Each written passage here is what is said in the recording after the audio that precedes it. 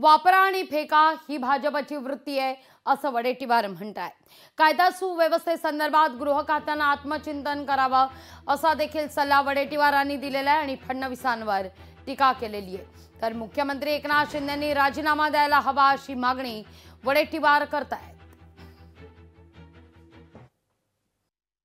केवळ ज्या मलिकांचा वापर मतासाठी करायचं ठरवलं असेल तर तेही स्पष्ट केलं पाहिजे। आता विधान परिषदेच्या निवडणुका आहेत म्हणून मलिक तिकडे बसले असतील आणि तिकडे त्यांना घेतलं असेल तर मतासाठी घेतलाय, म्हणजे भाजपाला सोयीचं काम चालतं काय?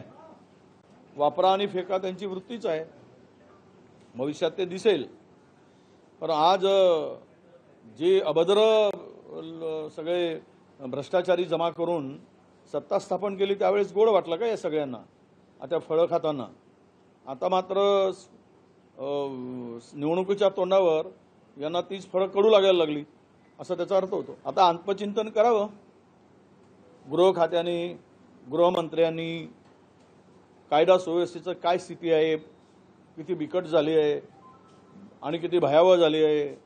दिवसाढवळ्या अधिकाऱ्यावर जर पेट्रोल टाकून जाळण्याचा प्रयत्न होत असेल पोलीस अधिकाऱ्यांचा, दिवसाढवळ्या तरुणींना रस्त्यावर पेट्रोल मारलं जात असेल तर हे राज्य हे आता कायदा आणि सुव्यवस्थेचा लवलेशही राहिला नाही राज्यात, ही परिस्थिती आता निर्माण झाली आहे। काल मुख्यमंत्री सांगत होते 15,000 कोटी रुपये दिलेत। मी त्यांना चॅलेंज करतो, मला बोलू दिलं नाही शेवट रिप्लायवर, म्हणजे राईट टू रिप्लायवर चॅलेंज करतो। त्यांनी जर 6,400 कोटी रुपयाच्या वर या वर्षात दिले असतील 2 वर्षात शेतकऱ्यांच्या खात्यामध्ये मदतीसाठी, जे दुष्काळ, अतिवृष्टी आणि गारपीटमध्ये, पण ते म्हणलं आम्ही 15,000 कोटी दिलेत, त्यांनी राजीनामा द्यावा। 15,000 कोटी कुठल्या याच्यात दिलेत? BDSवर आमच्याकडे आकडे आहेत, फक्त 4,600 कोटी द्यायचा, 15,000 दिले म्हणून खोटं नेरेटिव्ह सेट करायचा आणि मतं घ्यायचेत। हा यांचा पुराणा धंदा आहे। तो धंद्यात खोटं बोलून, रेटून बोलून हा एक खोटा नॅरेटिव्ह करतात। शेतकऱ्यांच्या संदर्भात तर हे पाप करू नये, पण ते दिसतंय ते भाषणातून त्यांच्या।